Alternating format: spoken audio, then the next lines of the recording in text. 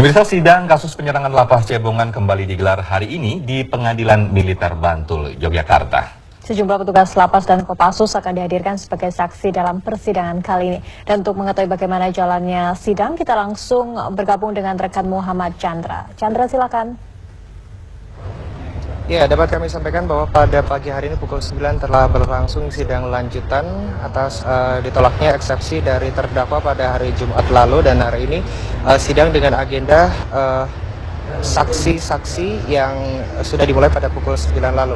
Dapat kami informasikan bahwa persidangan lanjutan ini diteruskan majelis hakim karena pada persidangan sebelumnya eksepsi ini telah ditolak oleh majelis hakim dan akhirnya persidangan dilanjutkan pada hari Selasa pagi ini. Dan bahwa pihak Pengadilan Militer 11 Yogyakarta ini telah mempersiapkan peralatan telekonferensi untuk beberapa saksi yang tidak dapat hadir dalam persidangan. Namun hal ini masih menunggu dari keputusan hakim apakah telekonferensi ini akan digunakan atau tidak. Dan dalam kasus ini terbagi menjadi 4 berkas perkara, yaitu berkas perkara pertama milik terdakwa Ucok CS yang merupakan eksekutor, kemudian Sertu Trijuwanto CS yang membantu jalannya eksekusi, Serda Ikhwawan, dan berkas terakhir dari Serma Rohmadi CS. Dapat kami informasikan bahwa di ruang sidang utama ini ada 4 majelis hakim dengan Hakim Ketua Letkol Dr. Joko Sasmito SHMH, dan di ruang sidang 2 ini ada Letkol Kort Hukum Farida Faisal SHMH selaku majelis hakim ataupun Hakim Ketua.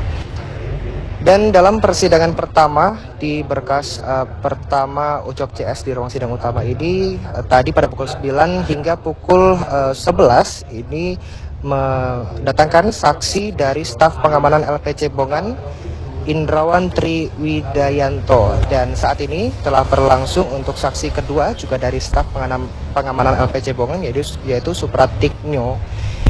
Dan tadi waktu kami mengikuti jalannya persidangan dalam saksi Indrawan ini merupakan penjaga pintu portir saat terjadinya penyerangan, di mana saksi Indrawan ini bercerita tentang proses masuknya para pelaku yang melihat 2 mobil city car, yang maksud kami minibus yang melompat, dan ada beberapa orang yang melompat pagar halaman depan lapas. Kemudian saksi Indrawan bertemu dengan pelaku yang mengaku dari Polda DIY yang menunjukkan map dengan logo menyerupai logo Polri. Saksi ditodong pelaku lain dengan senjata api yang memakai penutup wajah di pintu portir kecil, dan kemudian saksi Indrawan dilumpuhkan ketika kepala pengamanan sedang meminta izin kepada kepala lapas untuk mengizinkan para pelaku untuk masuk ke dalam LP. Namun belum sempat tersambung panjang, telepon dari kepala pengamanan tersebut diserobot oleh pelaku.